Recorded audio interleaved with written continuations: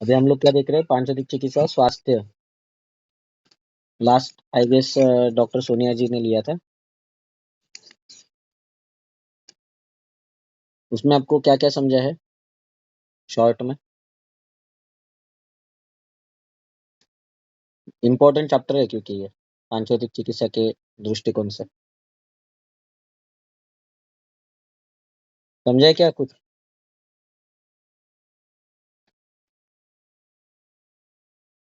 Hello.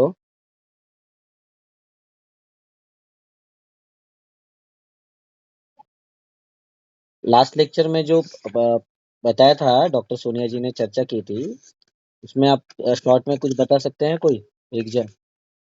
तो आगे जाएंगे हम लोग तुरंत। एनीवन? डॉक्टर भाविया जी, अपर्णा जी।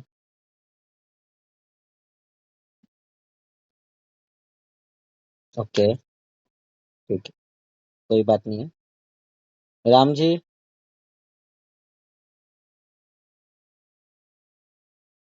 मेघा जी।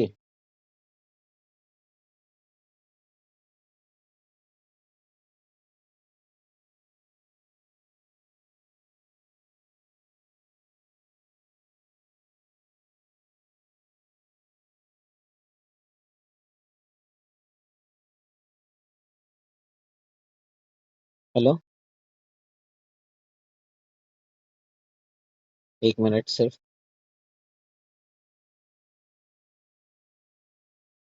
हम्म,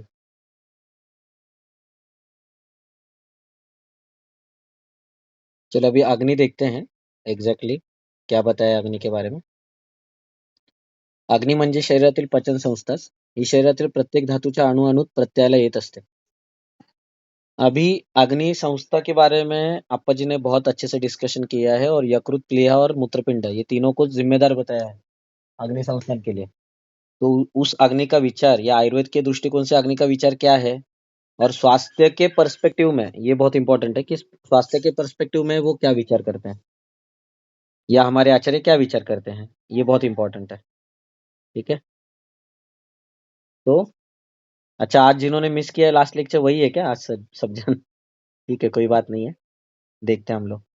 तो तो ये जो अग्नि है ना, अग्नि मतलब क्या पता है क्या? अग्नि उसी को हम लोग बोलते हैं जो पचन के द्वारा परिवर्तन करती है। अब सेल्यूलर लेवल पे देखेंगे तो माइटोकॉन्ड्रिया भी अग्नि ही है, पावर ऑफ हाउस है वो। ठीक है, पावर ऑफ हाउस मतलब वो सेल का ये है, अग्नि। अग्नि है वो, सेल को अग्नि जनरेट करने वाला एक चीज है। ठीक है, माइटोकॉन्ड्रिया। तो वैसे ही अपने डाइजेस्टिव जूसेस भी हैं, वो भी जो भी परिवर्तन करेगा पचन के द्वारा उसको बोलते हैं अग्नि। इतना आप याद रखेंगे ना, तो आगे इतना पढ़ने की भी जरूरत नहीं है। समझे आपको? पचन के द्वारा परिवर्तन मतलब कुछ प्रोसेस होगा और पहले जैसा वो वस्तु नहीं रहेगी जो शरीर को उपकारक होगी, ऐसे फॉर्म में जब आती है उसको बोलते हैं अग्नि। वो अग्नि का फंक्शन है। समझ रहे बात? हेलो। हाँ, इतना आप याद रखेंगे ना, तो आप पांचोती करो, पंचकर्म करो या भस्म का प्रैक्टिस करो, बातें वही होने वाली है। सेम रहेगा वो हर जगह पे। ठीक है। तो आगे देखो, ही शरीरातील प्रत्येक धातूच्या अणुअणुतून प्रत्ययाला येत असते। अभी धातु मतलब क्या है? धातु मतलब तीनों आप पकड़ लीजिए, सिर्फ धातु मत पकड़िएगा। धातु मतलब तीनों कौन? दोष, धातु और मल, पता है ना? उसको भी धातु संज्ञा दी है, जो शरीर को धारण करेगा। अब मल प्राकृत स्वरूप में रहेगा और दोष अगर प्राकृत स्वरूप में रहेंगे या विकृत स्वरूप में नहीं रहेंगे तब उसको धातु बोलते हैं। तभी वो देह देह का धारण करती है। सुश्रुताचार्य जी ने भी बोला है ना, क्या बोला है? शरीर का व्याख्या क्या है? दोष धातु मला मूलम ही शरीरम। करेक्ट। तो दोष, धातु और मल ये जब प्राकृत अवस्था में रहते हैं ना, तब उनको धातु बोलते हैं। तो धातु मतलब क्या? धारण करने वाली कोई भी जो वस्तु है या चीज है शरीर में, या जो कंसेप्ट है, उसको बोलते हैं धातु। ठीक है। और धातुओं को धातु क्यों बोलते हैं? क्योंकि अगर मेटल को आप देखेंगे बाहर, तो जंग लगता है क्या उसको जल्दी? स्टेनलेस स्टील हो या ये अपना ये हो, लोखंड हो, आयन हो, या कोई भी मेटल ले लो, वो जल्दी खराब नहीं होता है ना। आप पटको उसको तो उसके ऊपर डेंट आएगा, बट वो खराब नहीं होगा। इसके लिए भी उसको धातुओं को धातु बोलते हैं, शरीर के धातुओं को धातु बोलते हैं। क्यों? क्योंकि वो धातुओं के फंक्शन को रिजेम्बलेंस करते हैं। बाहर के धातुओं का जो फंक्शन है, उसी फंक्शन को शरीर में रिजेम्बलेंस करते हैं। ठीक है, उसके लिए उसको धातु बोलते हैं। अब ये अणु-अणूतून प्रत्ययाला येत असते, मतलब जो अभी मैंने थोड़ी देर पहले बोला कि अभी सपोज रसधातु का अणु है, रसधातु का अणु है, तो रसधातुअग्नि बोलते हैं ना हम लोग। रसधातुअग्नि के बाद क्या होता है, रसधातु के लिए खुद को एक पोषण मिलता है, एक 60% पकड़ लीजिए, फिर 20% उसका मल निकलता है प्रोसेस होने के बाद, और 20% वो आगे ढकेल देता है रक्त धातु के पोषणार्थ। ये याद है आपको? स्थूल पचन, सूक्ष्म पचन। स्थूल पचन मतलब आहार के ऊपर जो संस्कार होता है, और अभी जो मैं बता रहा हूँ धातुओं के धातुअग्नि के बाद, उसको बोलते हैं अपना सूक्ष्म पचन। एक मिनट। तो धातुओं को धातु क्यों बोलते हैं वो देखा। बाद में वो अग्नि का कार्य क्या है, शरीर के अग्नि का कार्य। तो बाल्यावस्था में क्या करता है, वो शरीर का वर्धन करने का कार्य करता है। मतलब ग्रोथ दिखनी चाहिए ना।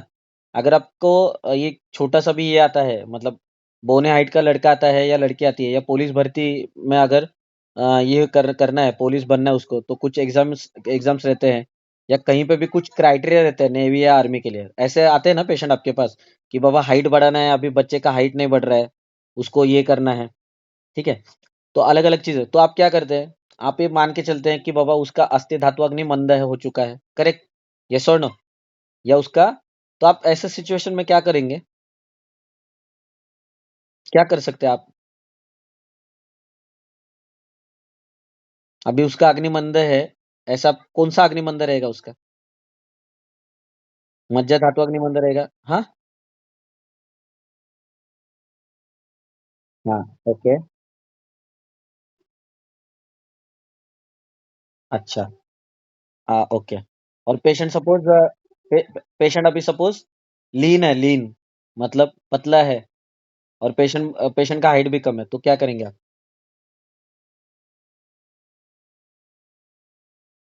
अस्थि धातु अग्नि का पचन करेंगे मतलब क्या करेंगे, कौन सा कल्प देंगे, क्या करेंगे आप, मतलब प्रैक्टिकली क्या करेंगे?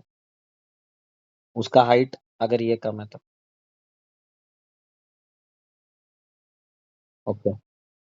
हम्म। ठीक है, तो हेतु फाइंड आउट करेंगे। और पूजा मैडम ने जैसे बताया कि हम लोग अगर अगर ओबेज पेशेंट आता है और उसकी हाइट छोटी है, तो हम लोग ये सीधा सीधा कंसिडर करेंगे, दो उधर मेदो मेदो धातु अग्नि मांद्य है, और मेदो धातु अग्नि मांद्य होने की वजह से आगे का धातु का पोषण नहीं हो रहा है, तो हम लोग पहले चातुर्तक जैसा कल्प देंगे या मेदो पाचक देंगे। आप समझ रहे हैं मेरी बात? तो अगर अगले धातुओं को अगर पोषण मिलना है, तो पहले वाले धातु का, आद्य धातु का पोषण करेक्ट करना पड़ेगा। ये कंसेप्ट समझ रहे हैं आपको? मैसेज में भी, हाँ। ठीक है। और लीन पेशेंट अगर आता है, तो फिर हम लोग अस्थि मज्जा पाचक भी दे सकते हैं या पंचकश है। बट शारदर्मी उष्णता का अगर हम लोग ये करेंगे, क्योंकि ये जो रस निमित्तजा बोला है ना, ओबेसिटी या स्थूलता या कार्शता, ये रस धातु के ऊपर बताई गई है, रस दोष निमित्तजा। और सुश्रुताचार्य जी ने बोला है कि आहार निमित्तजा है, आहार निद्रा निमित्तजा। आहार और निद्रा बराबर रहेगा तो स्थौल्य कार्यक्षमता उसके ऊपर डिपेंड, एक आचार्य ने बोला है, दूसरे ने बोला है कि रस धातु के ऊपर डिपेंड है। क्यों रस धातु के ऊपर डिपेंड है? क्योंकि जठराग्नि के प्रोसेस के बाद पहले आद्य रस जो है, आहार रस के बाद रस धातु ही तैयार होता है। ये बहुत इंपॉर्टेंट कंसेप्ट है। पहले वाले धातु का हम लोग के दिमाग में ये नहीं रहता है। हाइट बढ़ाना है, चलो दे दो अस्थि मज्जा पाचक, नहीं तो अस्थि पोषक वटी दे देते हैं। लेकिन अस्थि पोषक वटी से काम होगा क्या हमेशा? दिखता है आपको आभा गुग्गुल या लाक्षादी गुग्गुल या हड़जोड़ या जो भी है अस्थि श्रृंखला का कल्प, उससे रिजल्ट आता है क्या हमेशा? नहीं आता है। क्योंकि आपको ऐसे पेशेंट में, ओबेज और जो बोने पेशेंट है जिनका हाइट कम है, तो उनमें आपको चातुर्तक जैसे कल्प यूज करने पड़ेंगे। और मेदो धात्वक निमान्य भी है सपोज, तो आपको तृतीयक की तरफ जाना पड़ेगा, यानी मांसपाचक की तरफ जाना पड़ेगा। तो इस प्रकार अगर पिन पॉइंट ट्रीटमेंट करेंगे समझ के, तो ही आपको रिजल्ट आएगा। ठीक है। क्या क्या नहीं समझ में आया?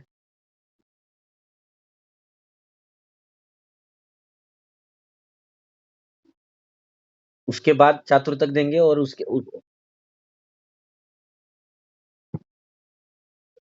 हम्म। अगर उसके वो कैसे पहचानेंगे, कैसे आप, वो बताइए मुझे कि ये धात्वग्नि मांद्य है, ये पहचानेंगे कैसे?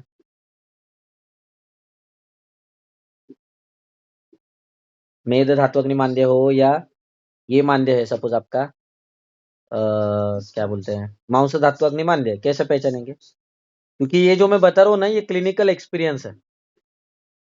ये ऐसा बुक में नहीं मिलेगा आपको, मतलब बुक में लिखा है बट ये क्लिनिकली ऐसा प्रेजेंटेबल नहीं है। दिक्कत वो है। और वहीं पे हम लोग मार खा जाते हैं। फिर हम लोग को रिजल्ट नहीं मिलता, तो हम लोग का शास्त्र के ऊपर से उड़ जाता है विश्वास। बोलिए, कैसे पहचानेंगे आप?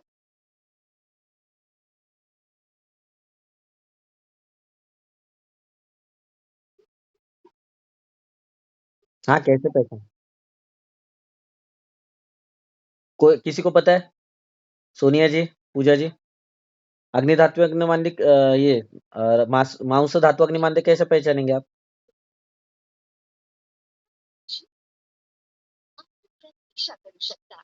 है क्या पता? नहीं तो मैं बता देता हूँ। टाइम जाता है ना।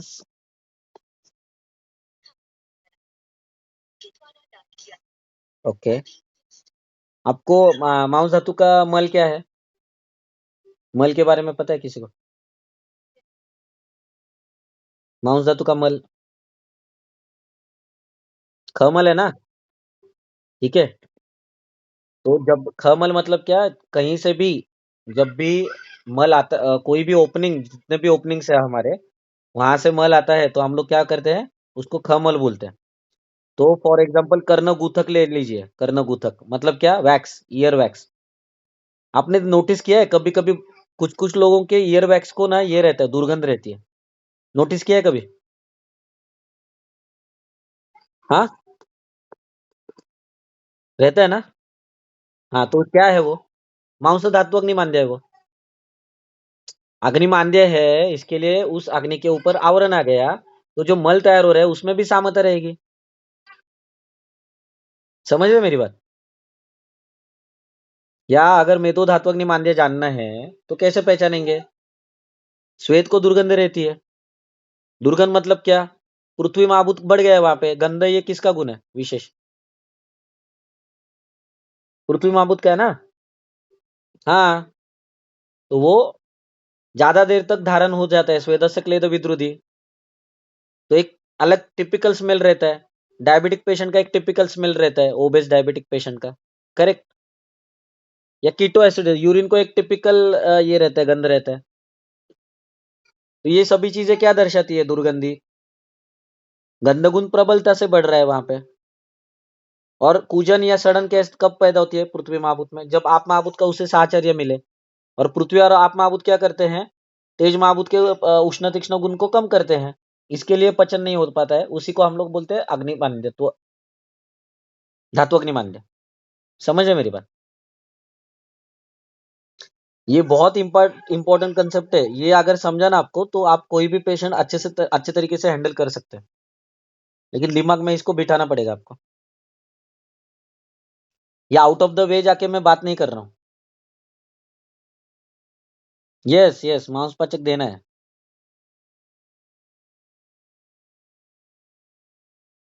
ठीक है। एक मिनिट, हा. हा, नमस्कार. मीटिंग जॉईन करा. दोघींना लिंक पाठवली. जॉईन आहे का? ओके ओके, चालेल. हिला पण सांगा, शीतलला. हा हा.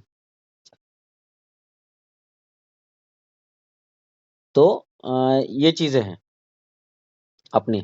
आगे जाते हैं, नहीं तो यहीं पे हम लोग रात भर बात करते रहेंगे. तारुण्यातील अवस्था, हाँ, अभी तारुण्य में, तारुण्य की अवस्था अ, टिकाने का महत्वपूर्ण कार्य करते हैं। और जरा अवस्था में देह का जो भी व्यापार है, वो धीरे धीरे कम करती जाती है अग्नि खुद का, क्योंकि अभी उसको वात के गुण प्रबल होंगे, वायु और आकाश गुण। ठीक है, तो अपने आप ही अग्नि का ये कम कम होते जाता है प्रभाव। इसके लिए बूढ़े लोगों को जल्दी भूख नहीं लगती है, या कॉन्स्टिपेशन रहता है। नोटिस करो आप, कॉन्स्टिपेशन बहुत ज्यादा रहता है उनको, क्योंकि अग्नि मंद हो जाता है. या पचन संस्थेचे कार्य गर्भसंभव होण्यापासून अखेरपर्यंत चालू असते. एक एक मिनट सिर्फ 1 मिनट. कोई भी एक जन बोलिए, क्योंकि ये अगर आपको समझा ना, तो मैं सच्ची बता रहा हूँ, आपको बहुत जबरदस्त फील होगा. ट्रीटमेंट करते वक्त आपको एक खुद का कॉन्फिडेंस अलग डेवलप होगा. नया कौन है? नया ओल्ड वाले नहीं. नए कौन है? स्नेहलता जी, मुनेश, मुनेश जी. नए लोगों में से बताइए कोई.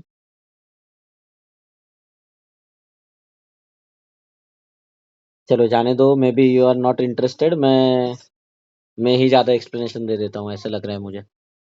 आगे जाते हैं. या पचन संस्थेचे कार्य गर्भसंभव होण्यापासून अखेरपर्यंत चालू असते.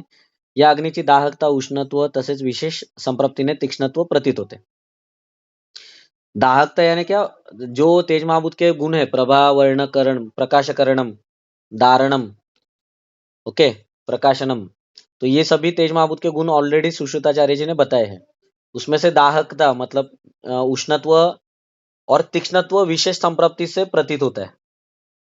ओके. क्योंकि पित्तमेव अग्नि जब बोलते हैं तो पित्त दोष का जो गुण है वो बताया, पित्तम सस्ने तीक्ष्णोष्णम लघु विश्रम सरम द्रवम. तो उष्ण और तीक्ष्ण ये गुण खास करके तेज महाभूत के हैं, जो पित्त में है. ठीक है. बाद में आगे देखते हैं. काडी ओढून अग्नी उत्पन्न केल्यानंतर त्याची ज्योत आपणास दिसते, तशा प्रकारची ज्योत आपल्याला या अग्नीची दिसत नाही, ती लक्षणानुमेयाने जाणवी लागते.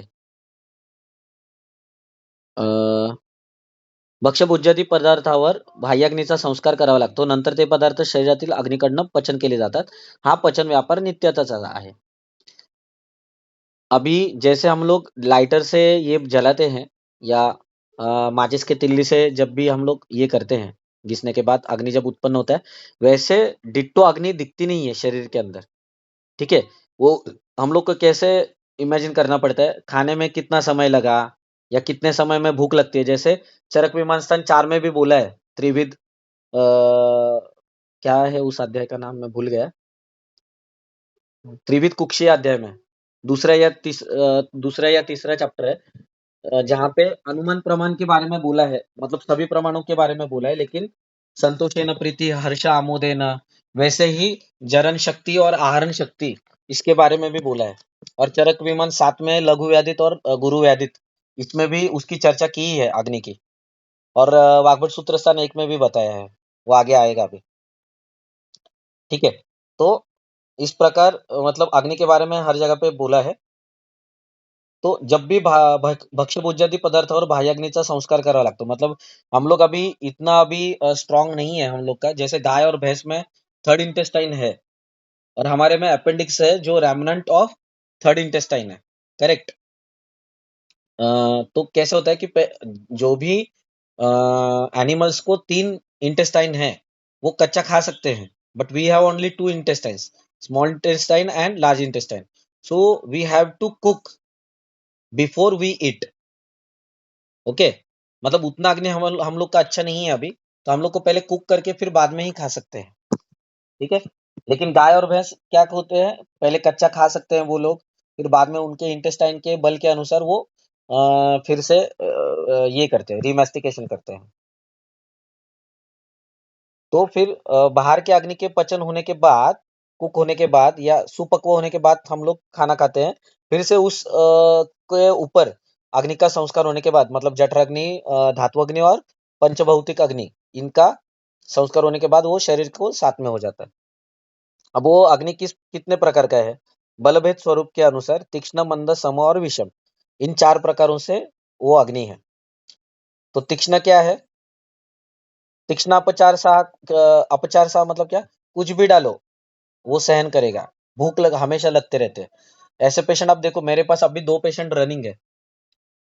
एग्जैक्टली नॉट भस्मक नहीं है, मतलब वो ब्रश करने के तुरंत बाद ही उसको भूख लगता है, नहीं तो पित्त ऊपर आता है. ठीक है. या जलन होने लगती है, उसको कंठदाह वगैरह होता है. इतना स्पेसिफिकली बताया है. पेशेंट है एक्चुअली नागपुर का, यहाँ पे शिफ्ट हुए हैं वो. और नागपुर ये ऑलरेडी क्षारधर्मी है. जो रहते हैं वहां पे, धूप वगैरह बहुत अच्छे से रहती है वहां पे। और अगर आप देखेंगे क्षारधर्मी क्यों बोलता हूँ मैं उसको, और एक वैलिड रीजन है, उधर संतरा आता है, या संतरी की फेमस बर्फी है हल्दीराम की, तो संतरी अम्लधर्मी है। इसीलिए वो काउंटर बैलेंस करने के लिए, मतलब उस चार धर्मी वातावरण को काउंटर बैलेंस करने के लिए अम्लधर्मी संतरी का ज्यादा ये होता है वहां पे, खेती बहुत ज्यादा होती है। करेक्ट। तो क्षारो याति माधुर्यम शीघ्रम अम्लोपसंहिता, ये सिद्धांत हम लोग का फिर से इस्टेब्लिश हो गया। तो तीक्ष्ण, तो हम लोग ऐसे पेशेंट को क्या बोलते हैं कि खीर खाओ, गेहूं का खीर खाओ बाद में, या लापसी खाओ, या यानी गेहूं का जो ज्यादा भरड़ बोलते हैं हम लोग गेहूं का। लापसी पता है क्या आपको सभी को? हिंदी में क्या बोलते हैं उसको? दलिया, क्या बोलते हैं? हाँ, वो वैसे वाले पदार्थ है, लेकिन मीठे वाले। ठीक है। बाद में ये फिश खाने को बोलते हैं, क्योंकि मत्स्य कफकर बताए हैं आचार्यों ने। ठीक है। फिश भी बताते हैं। अगर वो नॉन वेजिटेरियन नहीं है, तो हम लोग दूध या खीर या बासुंदी या मिठाई ऐसे चीजें खाने को बोलते हैं, जो डिलेड ये करे, डाइजेशन करे, ऐसे वाली चीजें।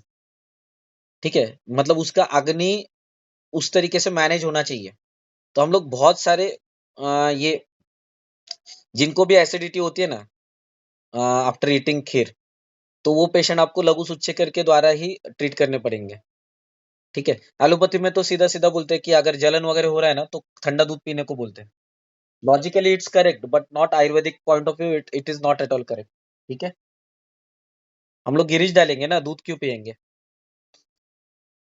तो ये तीक्ष्ण अग्नि के बारे में प्रैक्टिकली हम लोग ने अभी देख रहे हैं, दो पेशेंट को अच्छे से रिजल्ट आ रहा है। तो वहां पे मैंने सुवर्ण माक्षिक और गिरिज ये सुबह 6 बजे डाला है, क्योंकि परिपाटी काढ़ा से काम नहीं होगा, ये मुझे अच्छी तरीके से पता है। क्योंकि वहां पे तीक्ष्णाग्नि की अगर ट्रीटमेंट करनी है आपको, तो आपको रक्त पित्त के जैसे सोचना होगा। भस्मक अगर आप ट्रीट कर रहे हैं, तो आपको गिरिज, तो सिर्फ गिरिज भी काम में नहीं आता है, दाड़िम भावित गिरिज लगता है वहां पे। क्योंकि दाड़िम ये अगेन कषाय रसात्मक है, कषाय अम्ल मधुर है वो। ये तीनों चीजें हम लोग को बहुत अच्छे से मैनेजेबल है। ठीक है। मतलब मैनेज कर सकते हैं अग्नि को। और सेकंड थिंग कि कषाय रसात्मक होने, मतलब कषाय रस ये प्रधान रस है उसमें, दाड़िम में। तो कषाय रस का पांचोतिक संगठन वायु प्लस पृथ्वी महाभूत, वो पृथ्वी हम लोग को हेल्प करती है गिरिज में। गिरिज ये ऑलरेडी पृथ्वी है। ठीक है। बाद में दाड़िम भावित अगर गिरिज देंगे और प्लस स्वर्ण माक्षिक देंगे, तो स्वर्ण माक्षिक अत्यंत शीत बताया है, और वो भी खनिज ही है। ये दोनों शीत और पृथ्वी महाभूतत्व महाभूत को प्रेजेंट करने वाले सुबह 6 बजे देने का मतलब कफ दोष में से जो पृथ्वी है, उसको मेंटेन करने के लिए हम लोग ये इतना सारा ये कर रहे हैं। सुबह 6 बजे क्या होता है, वात दोष का 0 पोटेंसी रहता है, कफ दोष का भी 0 पोटेंसी रहता है। लेकिन कफ दोष आगे बढ़ने वाले हैं 10 बजे तक, तो शुरुआत में ही कफ दोष बढ़ाने के लिए मेडिसिन देना है। उसमें से भी पृथ्वी महाभूत बढ़ानी है हम लोग को, आप महाभूत नहीं। तो वो तीक्ष्णाग्नि मैनेजेबल होगा। और फिर 10 बजे फिर से मैं रयो दे रहा हूँ, रयो प्लस गिरिज। क्योंकि रयो क्या है, क्षारधर्मी उष्णता को परावर्तित करने वाली, आम्लधर्म में परावर्तित करने वाला कल्प है रयो, जिसमें हरिद्रा और गिरिज है। तो इस प्रकार से मैनेज करना होता है वो। आप समझ रहे हैं मेरी बात? मतलब एक बार हम लोग को जब भी कंसेप्ट क्लियर हो जाता है, हम लोग फिर अलग तरीके से सोचने लगते हैं। कंसेप्ट अगर क्लियर नहीं है और तीक्ष्ण अग्नि का पेशेंट आ गया आपके पास, तो आप क्या करेंगे? वही करेंगे, परिपाठादि रयो श्योर, बस ट्रीटमेंट खत्म।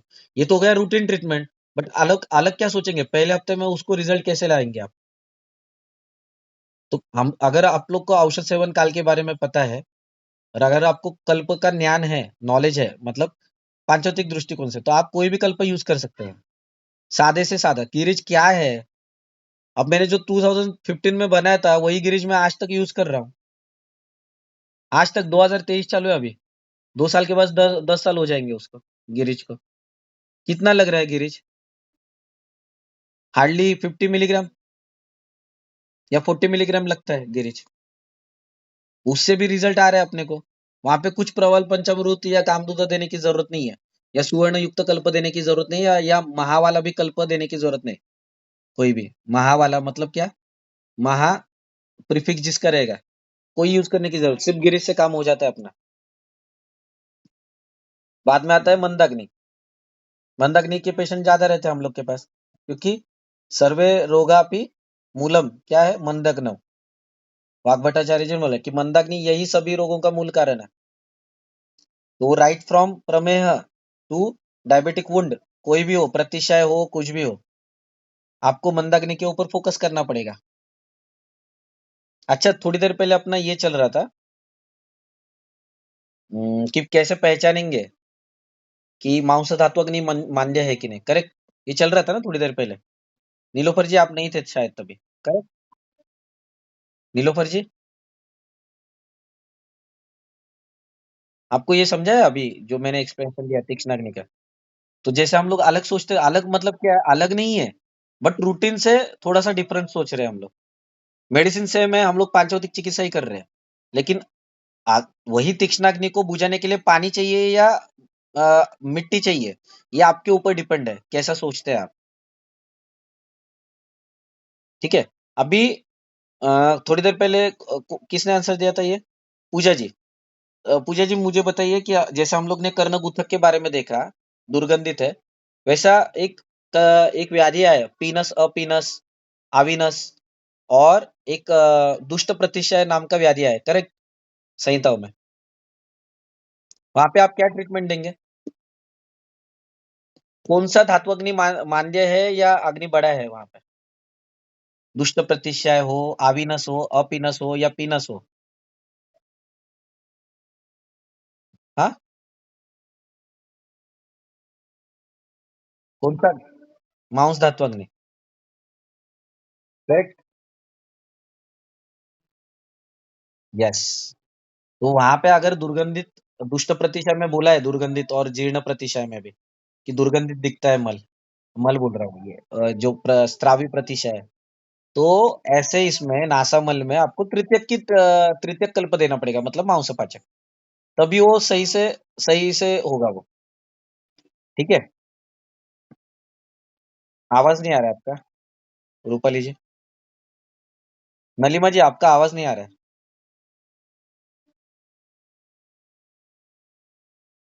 हाँ बोलिए ना।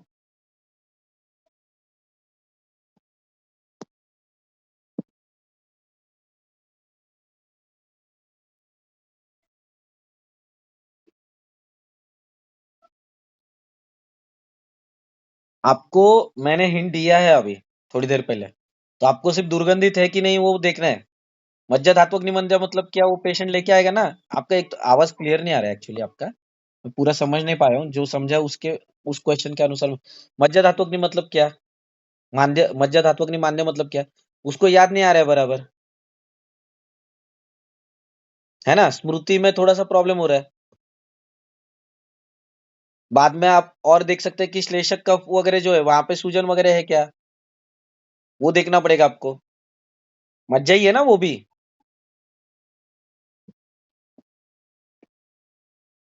तो अस्थि धात्वक मतलब अस्थि मज्जा पाचक एक ही कल्प बताया आचार्यों ने, धात्री मुस्ता और गुड़ची, धात्री मुस्ता अमल की, तो वही सेम ट्रीटमेंट देना पड़ेगा आपको। ठीक है। हम्म। हम्म। तो अभी आगे जाते हैं, मंद धात्वग्नि मान्य मतलब मंदाग्नि की तरफ जाते हैं। तो मंदाग्नि ये,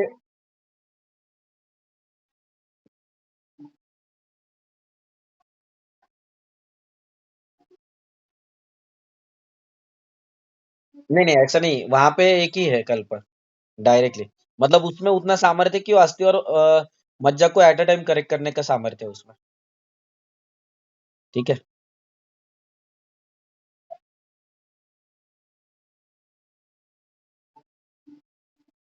किसमें? मोस्टली स्थूल रहेगा तभी देना है, मोस्टली।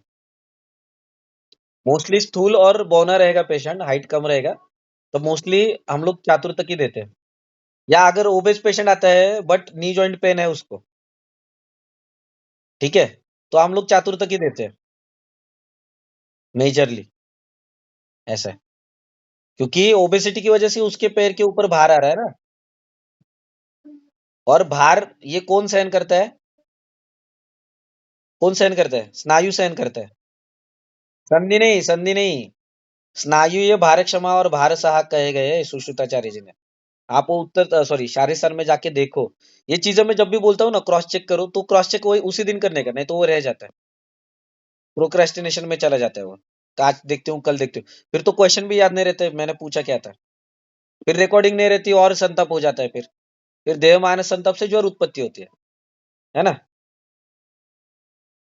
ठीक है, चलो आगे जाते हैं। समाग्नि के बारे में भी बोला है। हा, अभी एक बार मैं पढ़ लेता हूँ मराठी में. खाद्य मिळाल्यानंतर त्याचे पचन करायचे एवढेच तो जाणतो, परंतु अशा प्रकारच्या अग्नीपासून त्रासच होतो, मतलब तीक्ष्णाग्नि के बारे में. क्योंकि एक बार तीक्ष्णाग्नि, अगर तीक्ष्णाग्नि आपने ट्रीट नहीं किया ना, तो धातुओं को खाने लगता है वो. धातु पाक करके एक भाव प्रकाश ने बोला है, अगर रोग निदान का बुक रहेगा आपके पास सेकंड ईयर का, तो उधर जाके पढ़ो. धातु पाक अवस्था एक अवस्था रहती है जो तीक्ष्णाग्नि में मिलती है, वो धातुओं को भी खाने लगता है. ठीक है, तो वैसे वाली अवस्था नहीं होनी चाहिए. तो पेशेंट और लीन दिखने लगता है और चिड़चिड़ करने लगता है, क्योंकि जो धारण करने वाला है शरीर को, उसी चीज को वो समाप्त करने लगता है. ठीक है, क्या है एग्जैक्टली मैंने एग्जैक्टली मैं एग्जैक्टली नहीं कोरिलेट कर सकता अभी मेरे नॉलेज के अनुसार. बट उसके बारे में एग्जैक्टली मैं तो नहीं बोलूंगा कि तीक्ष्णाग्नि मतलब ऑटो इम्यून डिसीज. मतलब अभी मेरे जो नॉलेज की जो लेवल है उसके अनुसार तो मैं नहीं बोल सकता हूँ कि एग्जैक्टली वो ये है, कंपेरेबल है. बट आप आयुर्वेदिक तरीके से थोड़ा सा सोचिए. ठीक है, बाद में इसके एकदम विपरीत गुणों को मंदाग्नि ऐसे संज्ञा दी गई है, जो तीक्ष्णाग्नि के ऑपोजिट है. इसका सामर्थ्य बहुत ही कम होने की वजह से अध्यशन इसको बिल्कुल नहीं चलता. मतलब क्या, पहले ही खाना पचता नहीं है, ऊपर से अगर आपने खाना खाया तो अध्यशन में चला जाता है. अध्यशन मतलब पहला अग्नि ने पचन नहीं किया है, ऊपर से और आप डबल खा रहे हैं, तो इससे विकृति बहुत जल्दी उत्पन्न होती है. और तीसरा जो प्रकार है वो समाग्नि का है. ये शरीर को स्वस्थ रखने के लिए उपकारक रहता है. इसको भी अपचार यानी क्या, अगर आपने कुछ मिथ्या आहार विहार किया, तो इसका ये समाग्नि भी बदल सकता है. ठीक है, ये भी ट्रीटेबल नहीं हो सकता, मतलब विकृति आ सकती है उसमें. तो दिख रहा है ना आपको स्क्रीन सभी को?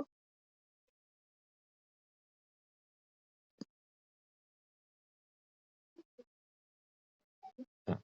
तो चौथा प्रकार आहे विषमाग्नी का. पहिल्या तीक्ष्णाग्नीमध्ये पित्ताचे प्राधान्य, तर मंदाग्नीमध्ये कफाच्या गुणधर्मांचे प्राबल्य जास्त असते. विषमाग्नीमध्ये वाताचा साक्षात संबंध असल्यामुळे अग्नीचे प्रमाणही विषमच असते. आप ये ना आराम से एक क्वेश्चन से भी पूछ सकते हैं कि पेशेंट का अग्नि कैसा है. पेशेंट को पूछने का कि आपको खाने में कितना समय लगता है. पचन कब होता है ना, वो बाद में, लेकिन खाना कितने समय में खाते हैं, फटाफट खाते हैं क्या? ठीक है, या आज फटाफट खाते हैं, या कल खाना नहीं अच्छा लगा तो स्लो खाते हैं, या खाना स्लो खाते हैं, इतना स्लो खाते हैं तो आप अगर नोटिस करो आजू बाजू के आपके दोस्तों को कॉलेज के, या हॉस्टल में देखो आप, कोई कोई एकदम इतना धीमा खाता है ना, तो उसके नाक के ऊपर और कपाल प्रदेश के ऊपर पूरा ऐसा पसीना पसीना आ जाता है, और धीरे धीरे उसका खाना चलते रहते हैं. करेक्ट, आपने नोटिस किया है घर में भी ऐसे पेशेंट पेशेंट बोल रहा हूँ, ऐसे लोग रहते हैं आजू बाजू में. तो भी मंदाग्नि की तरफ ही, मतलब जो धीरे से खाना खाते हैं वो कफ प्रकृति का ज्यादा रहता है, जो फटाफट खाता है वो पित्त प्रकृति का ज्यादा रहता है. ठीक है, खाना फटाफट खत्म करेगा वो. और कभी तीसरा जो प्रकार रहता है वो विषमाग्नि, खाने के ऊपर डिपेंड रहता है. बासुंदी वगैरह उसको अच्छा लगता है, तो बराबर खाएगा फटाफट, और अगर उसका करेला का वगैरह सब्जी है तो धीरे धीरे खाएगा, वो विषमाग्नि है, उसके मन के ऊपर रहता है. ठीक है, अब सम प्रकृति के पेशेंट बहुत कम रहते हैं, क्योंकि वात पित्त और कफ ये तीनों दोषी है ना, तो दोषों का काम ही है दूषित करना दूसरों को. ठीक है, तो प्रकृतिस्थ आना या सम प्रकृति या समाग्नि का मिलना पेशेंट बहुत मुश्किल है.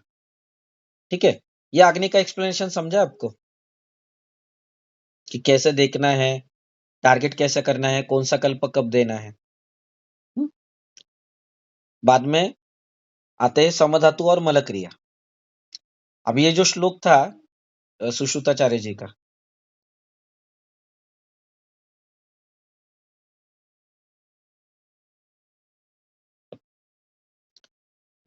स्वेद ये है, सपोज अभी जैसे क्वेश्चन आया है स्नेहलता जी ने, अतिस्वेद प्रवर्तन है, सोबत दुर्गंधी है, ठीक है।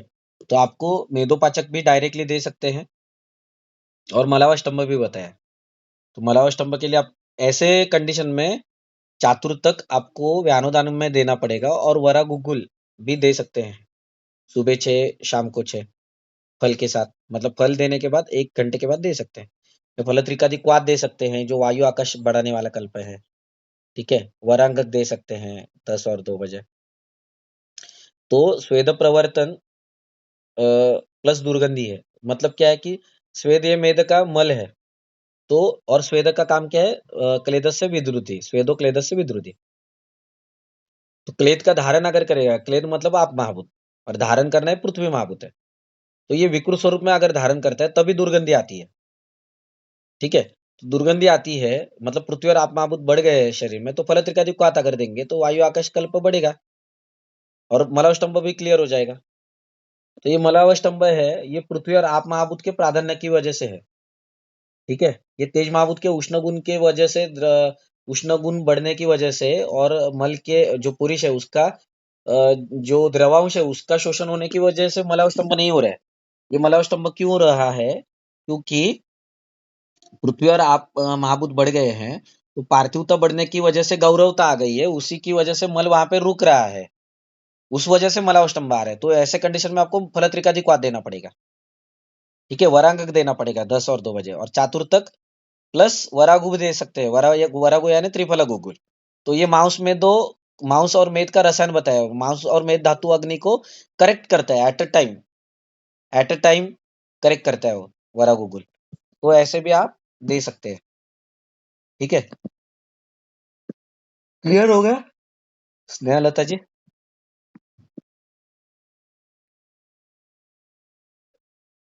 क्यों होगा? गलत तरीका दिखा दे रहे हैं ना आप सुबह 6 बजे।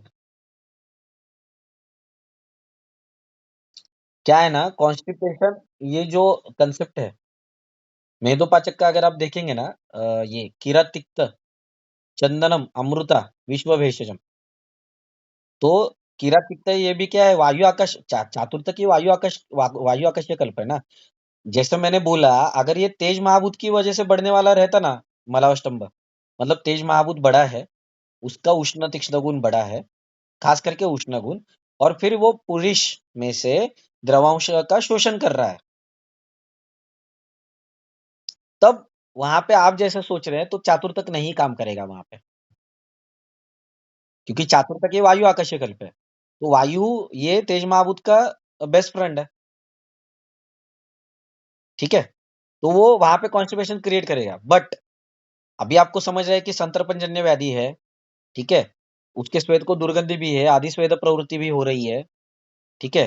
दुर्गंधि है मतलब क्या है, गंध गुण ही है, पृथ्वी महाभूत का है। विस्त्र गंधित्व, ये पित्त दोष का गुण है, ये है ना। पित्तम सस्ने तीक्ष्णोष्णम लघु विस्त्रम, विस्त्रम क्या है, दुर्गंधि। विस्त्रम सरम द्रवम ना। तो वहां के अग्नि के ऊपर, पाचक पित्त के अग्नि के ऊपर आवरण आ गया है, इसके लिए पार्थिवता बढ़ गई। तो मेदो धातु अग्नि भी मान्य हो गया, और वो उसमें मेद का पांचभौतिक संगठन क्या है, पृथ्वी कम और पानी ज्यादा। पृथ्वी कम, लेकिन अभी पार्थिवता बढ़ गई है, तो धारण हो रहा है, इसके लिए जो क्लेद है उसका धारण करते करते अतिरिक्त धारण की वजह से दुर्गंधी हो गई। तो उस दुर्गंधी को ट्रीट करने के लिए हम लोग चातुर्तक दे रहे हैं, और फिर मलावस्तंभ नहीं होगा, इससे उल्टा मलावस्तंभ क्लियर होने के लिए मदद मिलेगा। ऊपर से आप सुबह 6 बजे ये दे ही रहे ना, फलत्रिका क्वाथ। तो वो वायु आकाशीय कल्प है, ऊपर से आप क्वाथ यानी आप महाभूत है, तो आप महाभूत भी देंगे वायु आकाश के साथ, तो विलोडन द्रवा, तो ऊपर से पानी आ रहा है तो वो स्तंभ भी क्लियर हो जाएगा अतिरिक्त द्रव की वजह से, और वायु आकाश मतलब वो साफ सफाई करके जाएगा, क्योंकि क्षालन विशदा, ये वायु महाभूत का गुण है, क्षालन करना विशद गुण है ना वायु महाभूत का। श्व क्यों चलेगा? श्व से तो आप महाभूत बढ़ेगा ना, और आप दूसरे तेज महाभूत जहां पे बढ़ा है ना, और मलाव स्तंभ दिख रहा है, वहां पे दे सकते हैं, यहाँ पे नहीं दे सकते। व्यानुदान।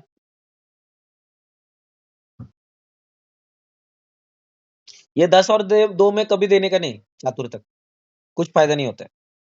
जब भी हम लोग बोलते हैं कि धात्वग्नि बढ़ाना है हम लोग को, तब हम लोग 10 और 2 बजे देते हैं मोस्टली, लेकिन चातुर्थक को नहीं देते। उसका फायदा नहीं होता है, क्योंकि चातुर्थक ये बहुत सौम्य कल्प है, अग्नि बढ़ाने वाला।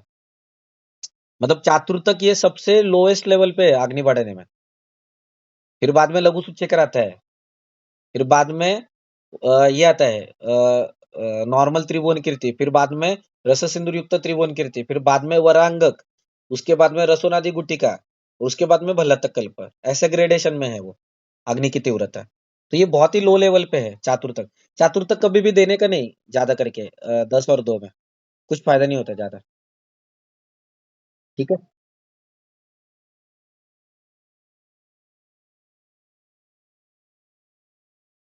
नहीं बढ़ेगा, कम, क्योंकि वो वायु आकाश का कल्प है ना। मैं बात क्या कर रहा हूँ, अगर आप पित्त काल में देंगे ना 10 और 2 बजे, तो फायदा नहीं होता है उसका ज्यादा, क्योंकि वो वायु आकाश का वाला कल्प है। भले वायु और तेज ये सखा हो, बट पित्त पित्त के उष्ण गुण की वजह से, या पित्त के जो सॉरी तेज महाभूत के जो गुण है टिपिकल, वो इस कल्प को वीर्यता कम करते हैं। अब ये क्लेद ही निर्माण ना हो अच्छे से, मतलब अतिरिक्त, इसीलिए हम लोग को व्यानुदान काल में देना है। आप समझ रहे हो मेरी बात। व्यानुदान काल में देने का हेतु क्या है, जो भी उसके ऊपर संस्कार हो रहे हैं अग्नि के, वो कम हो रहे हैं ना, तो वायु आकाश बढ़ाएंगे, तो पृथ्वी और आपको विरोध होगा। इसके लिए व्यानुदान काल में देना है। तो पहले अगर हम लोग 10 बजे देंगे ना, हाँ, तब उसको कम करने के लिए वो क्लेदक कफ के, हाँ, तो क्लेदक कफ और जो रंजक पित्त द्रवता बहुल है, उसको कम करने के लिए हम लोग को ये करना है। ठीक है, क्योंकि वायु से शोषण हो जाएगा, तेज महाभूत से भी शोषण होता है, बट वायु से जैसा होता है ना, वैसा तेज महाभूत से शोषण नहीं होता है। क्योंकि हाँ, क्योंकि जो भी शोषण होता है ना द्रवता का, वो तेज महाभूत के उष्ण गुण की वजह से होता है, और वायु का विषद गुण की वजह से होता है शोषण।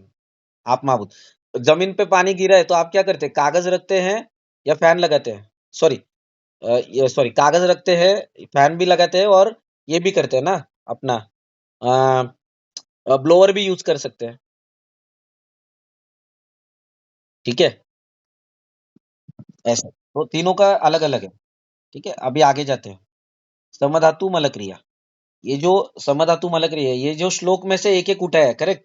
जो सुश्रुताचार्य जी ने बोला है कि समदोष समधातु मल क्रिया प्रसन्न, क्या था, प्रसन्न वर्णेन्द्रिय आत्मा, तो रहेगा, तो उसको हाँ, तो उसको स्वस्थ मिलेंगे। ठीक है, तो उसमें से ये समधातु और मल क्रिया।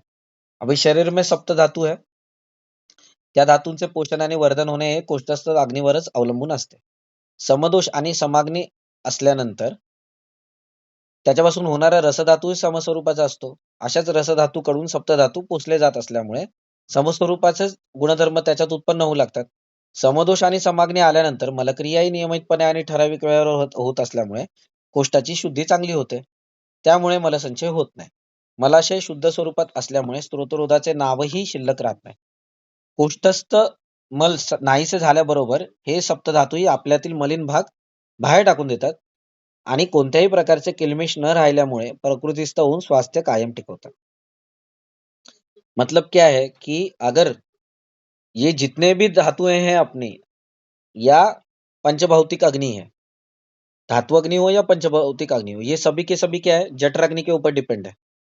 मतलब कोष्ठस्थ अग्नि, यानी पाचक पित्त के ऊपर डिपेंड है।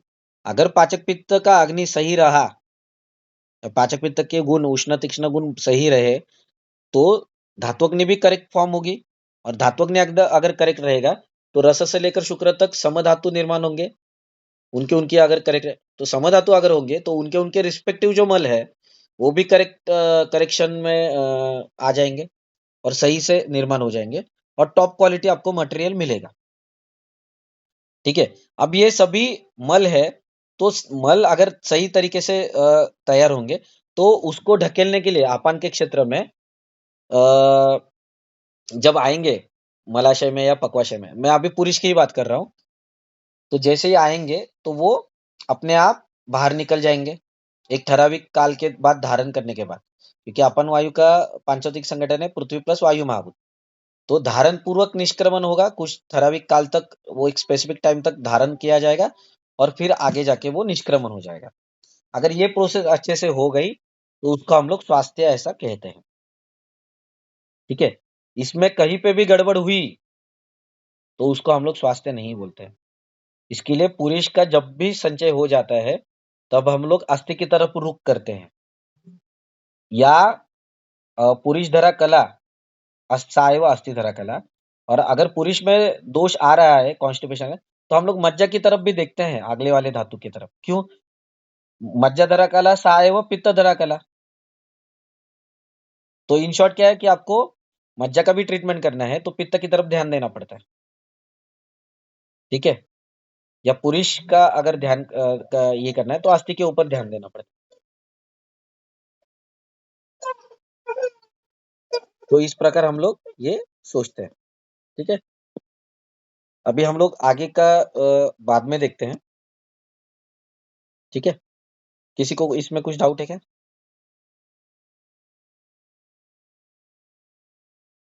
थोड़ा सा आवाज है ना आपका, रूपाली जी, आपका आवाज लो आ रहा है। करता हूँ, करता हूँ। ठीक है। और किसी को कुछ डाउट है रिगार्डिंग दिस? नीलोफर जी?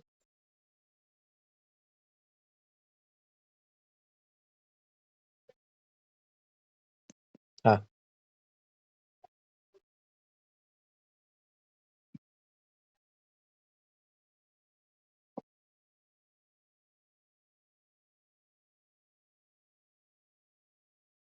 हम्म,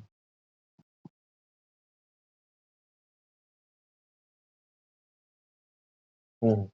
ये मैंने ना एक जनरल ऑब्जर्वेशन के अनुसार बोला है।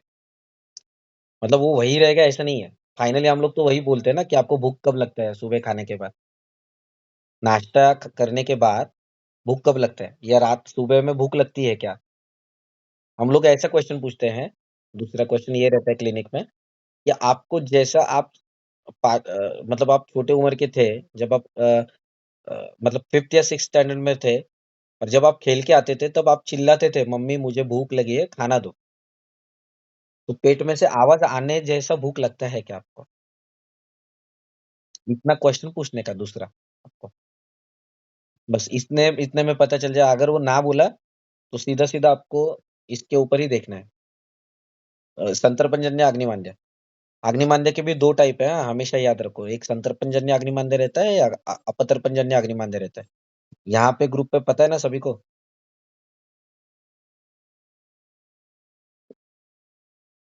इसको नहीं पता है, मतलब आप अपतर्पणजन्य अग्निमांद्य के बारे में आप क्या नहीं पता है? मतलब नहीं पता, मतलब सुना नहीं है क्या?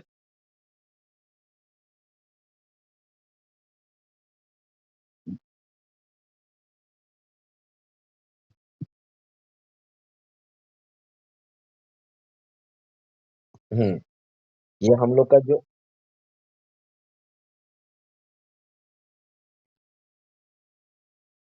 नहीं नहीं, जैन लोगों तो सबसे ज्यादा रहता है अग्निमांद्य। सब खाते हैं वो, जैन लोग।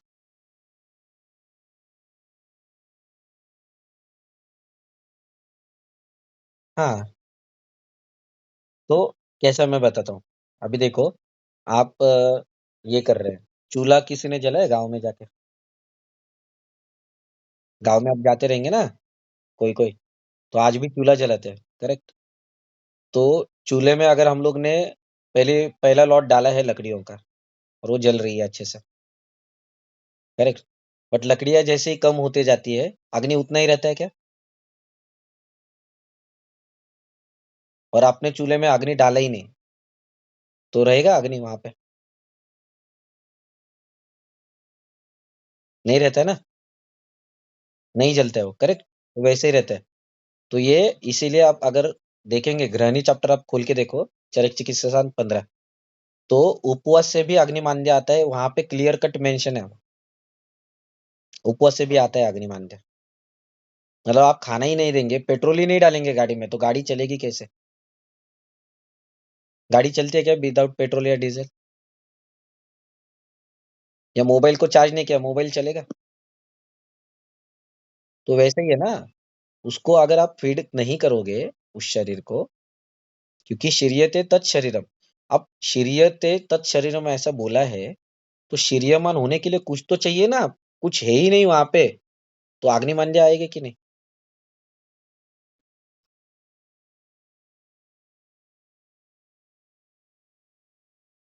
नहीं है, ऐसा कुछ नहीं है। ठीक है, उपवास अगर आप शरीर को फायदा करने के लिए कर रहे हैं, और अगर आप पित्त प्रकृति के, तो मैं कभी अलाउड नहीं करता हूँ पेशेंट को, क्योंकि उसको हानि होने वाली है, धातुपक अवस्था में चला जाता है पेशेंट, चक्कर आने लगते हैं। और उपवास के टाइम हम लोग क्या खाते हैं? साबूदाना खिचड़ी, जो आलू में आलू वगैरह डाल के बनाते हैं। फायदा है क्या उस उपवास का कुछ? और उपवास के कंसेप्ट ही अलग है एक्चुअली। उप मतलब नजदीक जाना, और वास मतलब रहना, नजदीक जाकर रहना है ईश्वर के, उसको उपवास बोलते हैं। तो ये खाने पीने का चक्कर ही नहीं है कहाँ पे भी, ये सब बाद में आए हैं पुराणों में वगैरह। ऐसा कुछ भी नहीं है कहीं पे भी कि आप उपवास करो, है ही नहीं। अगर आपको मिलता है तो मेरे को बताओ, रेफरेंस देके, मेरे को भी खुशी होगी।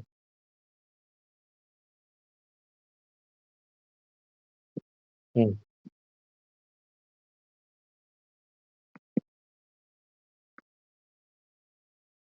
नहीं, फल भी कफ ही बढ़ाने वाले हैं ना।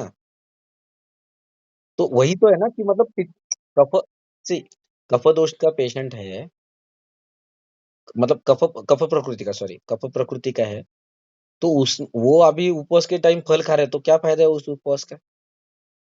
अब पित्त प्रकृति है और उपवास कर रहे हैं तो, और फल खा रहे हैं तो ठीक है। ऐसा है ना।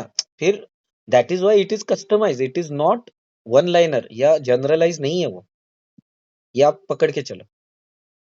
मैं करता ही नहीं अलाउड, क्योंकि ये मैं डेफिनेशन बताता हूँ उनको, उपवास का एक्चुअली मीनिंग क्या है। ईश्वर को मन से जाना है, ईश्वर के पास रहना है, उपवास ऐसा है। हम लोग बोलते हैं ना कि लक्ष्मी वास करती है उस घर में, वास मतलब क्या, रहती है वहां पे लक्ष्मी। ऐसा कहीं पे भी नहीं बोला है कि आप उपवास करो मतलब खाना मत खाओ। ईश्वर क्यों ऐसा करेगा, खुद के भक्तों को क्यों आपका ये करेगा, तकलीफ देगा? स्पिरिचुअल हो जाएगा। मुझे इसमें सिर्फ ये प्रैक्टिकली बताना है कि उपवास का मीनिंग एक्चुअली ये है, ईश्वर के जाके नजदीक पास रहना है, उसका स्मरण करना है, चैंटिंग करना है, नाम जप करना है। ठीक है। So we will see rest of the page next time. Okay, next lecture में देखते हैं। ओके। हाँ।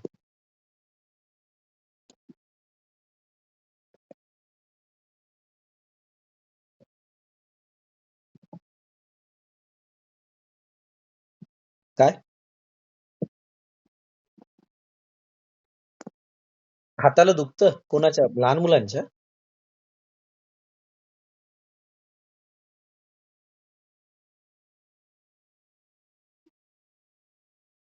नहीं नहीं नहीं नहीं, पहले त्याला विचारा आतून दुखतंय का, अंदर से पेन हो रहा है क्या, देखो। हाँ, तो फिर वो अस्थि का रहता है वो, अस्थि का रहता है वो। और पूछने का कि तेरे को जीरो फीलिंग होता है क्या, वो आपको पूछना पड़ेगा उसके लैंग्वेज में, कि अंदर हाथ हल्का लगता है क्या तुझे। अस्थि शून्यता वगैरह ये मज्जाक्षय और अस्थि अस्थिक्षय के टूवर्ड्स जाता है वो, वहां पे भी पेन रहता है वो, वैसा। ठीक है।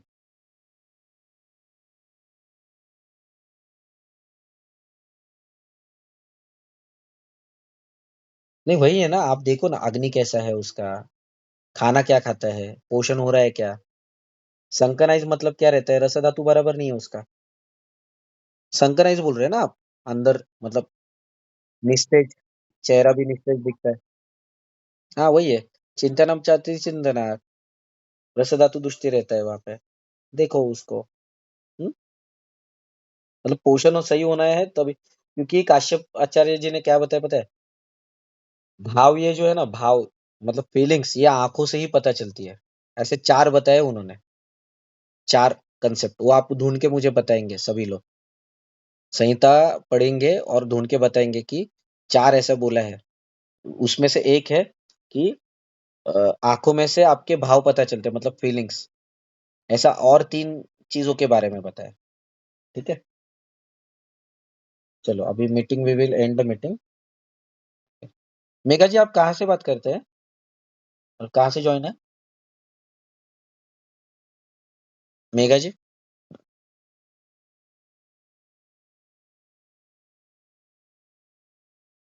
मेघा पुड़के जी, आप कहाँ से ज्वाइन है? हाँ। अच्छा अच्छा, ठीक है, चलेगा। ओके ओके ओके, चलेगा चलेगा।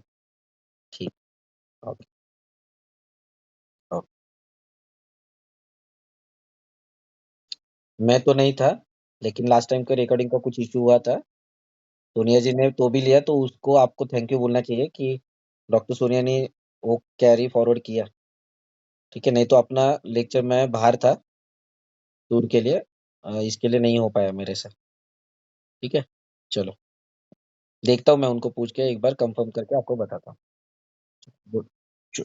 शुभ रात्रि, श्री कृष्ण रात्रि।